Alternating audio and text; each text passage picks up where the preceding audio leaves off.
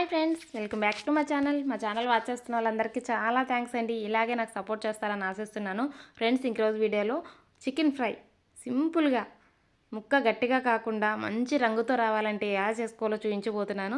దీని కొరకు చూసారా, ఉల్లిపాయ ముక్కలు కొంచెం ఎక్కువ తీసుకోండి. అలానే పుదీనా, కొత్తిమీర, చికెన్ తీసుకున్నాను.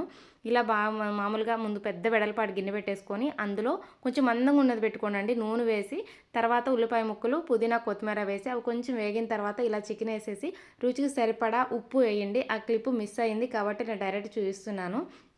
నేను చెప్పా కదా ప్రాసెస్. ఇది పెట్టుకున్న తర్వాత బాండి పెట్టుకున్నాక నూనె వేసి అందులో ఉల్లిపాయ ముక్కలు, పుదీనా, కొత్తిమీర వేసి అవి వేగిన తర్వాత ఇలా చికెన్ వేసి రుచికి సరిపడ ఉప్పు, పసుపు వేసి చిన్న మంట మీద బాగా తిప్పుకుంటూ ఇలా రంగు మారే వరకు వేయించుకోండి. ఆ తర్వాత రంగు మారిన తర్వాత ఇలా కారము, అలానే సాంబార్ పౌడర్ అండి. సాంబార్ పౌడర్ అంటే మనం సాంబార్ కాసుకునేది కాదండి. నేను ఇది ఎలా చేసుకోవాలో ప్రతి వీడియోలో మీకు చెప్తున్నాను. ధనియాలు, అలానే జీలకర్ర, మెంతులు, కరివేపాకు, వెల్లుల్లితో తయారు చేస్తారు. ఈ పౌడర్ ఎలా చేసుకోవాలి ఏంటనేది కామెంట్ చేయండి. నేను తప్పకుండా ఇంకొక వీడియో తీసి పెడతాను. పాత వీడియోలో కూడా పోస్ట్ చేశాను. అది వేసిన తర్వాత కొంచెం సేపు తిప్పుకుంటూ మగ్గనివ్వండి. మగ్గిన తర్వాత ఇలా మసాలా ఏంటి, ధనియాలు, చెక్క, లవంగాలు, అల్లం వెల్లుల్లి. ఆ పౌడర్ నేను ప్రతి నాన్ వెజ్ దాంట్లో అదొక్కటే వేస్తాను. తర్వాత కొంచెం చికెన్ మసాలా వేశాను.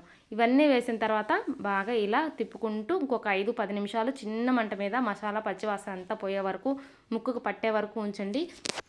చూస్తుంటేనే నోరు ఊరుతుంది కదా. చికెన్ ఫ్రై ఎంతమందికో ఇష్టం అండి. ఇలాంటి ఫ్రై అంటే ఎక్కువ రోజులు కూడా నిల్వ ఉంటుందండి. 1 రోజు 2 రోజులు కాదు, 10 రోజులు ఉన్నా కూడా పాడవకుండా ఉంటుంది. చికెన్ పచ్చళ్ళు పట్టుకునే కంటే ఇలా ఫ్రై చేసుకొని వారం రోజుల దాకా నిల్వ చేసుకోవచ్చు. హాస్టల్కి వెళ్ళే పిల్లలకు కానీ, బ్యాచిలర్స్కి కానీ ఇలా చేసుకున్నారంటే బాగా ఉపయోగపడుతుంది. ఈ వీడియో కానీ మీకు నచ్చితే లైక్ చేయండి, షేర్ చేయండి.